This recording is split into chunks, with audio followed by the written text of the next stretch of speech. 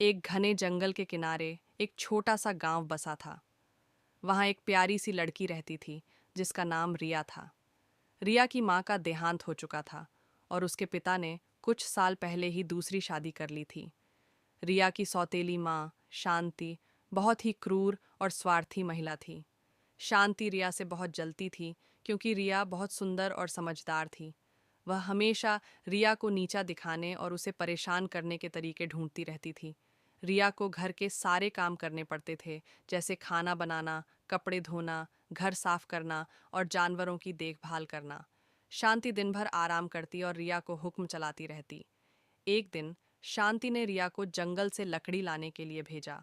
उसने रिया को एक छोटी सी टोकरी दी और कहा, इस टोकरी को पूरी लकड़ी से भरकर लाओ, वरना तुम्हें आज रात खाना नहीं मिलेगा। रिया डर गई क्योंकि वह जानती थी कि इतनी छोटी टोकरी में इतनी सारी लकड़ी लाना नामुमकिन था। रिया जंगल में गई और लकड़ी इकट्ठा करने लगी। वह बहुत थक गई थी और उसकी टोकरी अभी भी आधी खाली थी। तभी उसे एक बूढ़ी औरत दिखाई दी जो एक पेड़ के नीचे बैठी थी। रिया ने बूढ़ी औरत को अपनी परेशानी बताई। बूढ़ी औरत ने रिया की बात ध्यान से सुनी और कहा, चिंता मत करो बच्ची, मैं तुम्हारी मदद करूंगी। बूढ़ी औरत ने अपनी छड़ी से जमीन पर एक गोला बनाया और एक जादुई मंत्र बोला।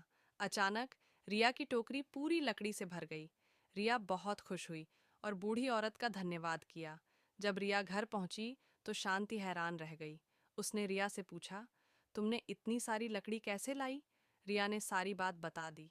शांति को बूढ़ी औरत पर गुस्सा आया और उसने रिया को फिर से जंगल में भेज दिया ताकि वह उस बूढ़ी औरत को पकड़ कर लाए।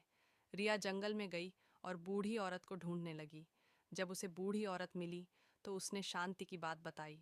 बूढ़ी औरत ने कहा, चिंता मत करो, मैं तुम्हें एक ऐसी चीज दूंगी जिससे तुम्हारी सौतेली माँ तुम्हें कभी परेशान नहीं करेगी। बूढ़ी औरत ने रिया को एक जादुई कंगन दिया और कहा, जब भी तुम्हें कोई परेशानी हो तो इस कंगन को पहनो और अपनी इच्छा बोलो। रिया ने बूढ़ी औरत का धन्यवाद किया और घर वापस आ गई। जब शांति ने रिया को खाली हाथ देखा तो वह बहुत गुस्सा हुई। उसने रिया को डांटना शुरू कर दिया।